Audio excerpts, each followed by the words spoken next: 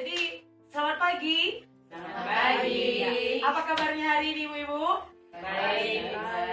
Bulan ini bantuannya udah masuk, udah diambil?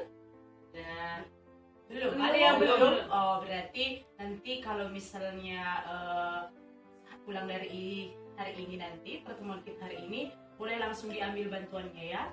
Ada kendala masalah bantuan kita? Ada yang merasa kurang banyak uangnya gitu?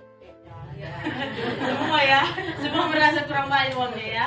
Jadi untuk apa digunakan uangnya itu ibu-ibu semuanya? Membeli Sembako. Berarti untuk kebutuhan kita ya. Iya. Berarti udah diingat semua materi kita sebelumnya tentang membedakan mana yang kebutuhan, mana yang keinginan. Kalau kebutuhan itu seperti apa contohnya? Dapur, beras. Iya, beras, kebutuhan pokok begitu ya Bu ya. Kalau misalnya keinginan, contohnya Keinginan hanya untuk menyenangkan hati. menyenangkan hati. Betul. Betul sekali kakak Mbak Reza ini. Kalau keinginan itu hanya untuk sebatas artinya kalau bisa dibilang bukan berpoya-poya, tapi artinya keinginan ini masih bisa sebenarnya ditunda. Tidak pun digunakan secara langsung atau dibeli secara langsung, masih bisa kita menjalani kehidupan. Kalau kebutuhan seperti kalau misalnya nggak ada beras, kan nggak bisa kita ya melanjutkan kehidupan. Bagaimana kita bekerja ke ladang kalau kita lapar? Ya begitu kan? Ya, oke. Jadi hari ini kita dapat materi baru. Tadi kan udah dibedakan nih kebutuhan dan keinginan. Tadi bantuan PKH-nya sudah digunakan untuk membeli kebutuhan pokok berupa sembako. Tapi bantuan sembakonya masih cair juga kan? Yang masih saldonya masuk. Nah, jadi hari ini kita belajar tentang materi baru yaitu tentang cermat meminjam dan menabung. Siapa di sini yang nggak pernah meminjam? Minjam kerida bikin. Nah, lalit sila pernah lah minjam, begitu. Ya, jadi biasanya orang ibu di sini, ya ada yang terlambat, nggak apa-apa ya. Ayo kak, duduk kak. Shalom, ya. Mana boleh? Sebelah sini pun nggak apa-apa kak. Sini ya.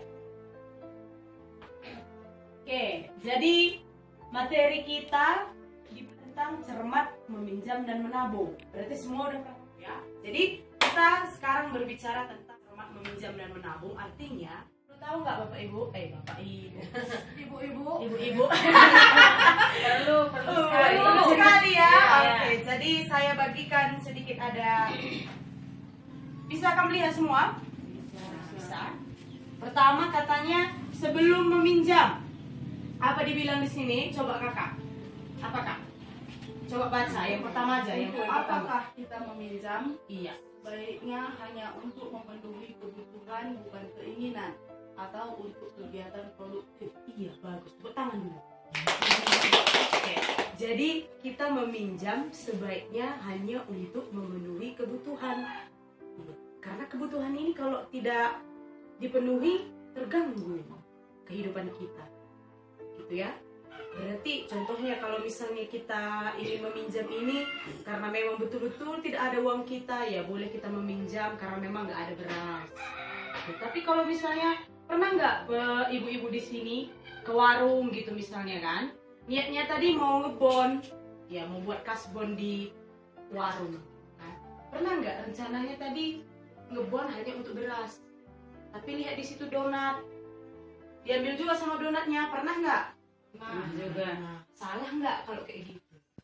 Salah. Salah. Karena kenapa? Kalau donat ini tadi nggak kita makan pun nggak apa-apa. Tapi kalau beras tadi nggak kita beli atau nggak kita pinjam di warung itu, ya mungkin sekeluarga kita semuanya jadi kelaparan. Jadi mau bekerja pun bagaimana? Kalau misalnya kita kelaparan, iya atau iya? Iya, memang seperti itu dia. Jadi kalau misalnya meminjam tadi, itu tadi hanya contoh simpel ya. Artinya kita harus membedakan mana dia yang kebutuhan kita, mana yang keinginan. Oke, selanjutnya coba kakak. Nampak kan? Atau perlu saya buat kaca pembesar? Oke. Apakah ada cara lain yang bisa dilakukan sebelum berutang? Iya, lanjut baca. Jika ada, gunakan tabungan atau aset terlebih dahulu.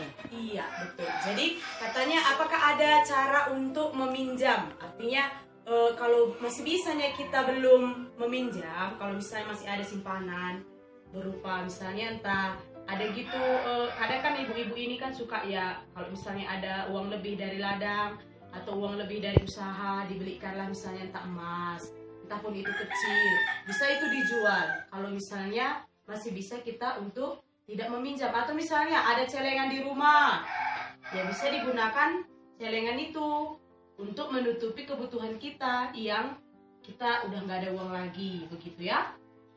Mengerti? Iya, mengerti. Oke, berarti selanjutnya Kakak yang nomor 3. Laida. Oke, Kakak ya. Berapa besar kita perlu meminjam? Sesuaikan jumlah pinjaman dengan kemampuan kita untuk membayarnya. Hitunglah berdasarkan jumlah pendapatan kita. Oke, seberapa besar kita meminjam? Menurut orang kakak-kakak, kalau misalnya meminjam itu bagaimana? Kalau untuk jumlahnya tadi gitu. Ada yang tahu kira-kira misalnya kalau meminjam itu dia harus yang besar gitu. Harus yang besar kah? Tidak. Tidak. Artinya seberapa kita perlu, segitu saja kita pinjam. Jangan seberapa kita besar mampu membayarnya. Betul yang dibilang kakak Mama Reza. Artinya kalau misalnya pendapatan kita itu kecil, ya kalau kebutuhan kita itu misalnya 100.000 misalnya kan, ya pinjamlah sebanyak 100.000. Jangan karena misalnya kan kita meminjam 100.000, ya di tempat kita meminjam selanjutnya kebutuhan kita 100.000 misalnya, di tempat kita meminjam ada uangnya sebenarnya 500.000, ya karena ada dan dikasihnya kita pinjam misalnya 200.000. Salah nggak? Padahal kebutuhan kita tadi kan 100.000. Salah nggak kalau seperti itu? Salah. Jadinya utang kita kan jadinya 200.000.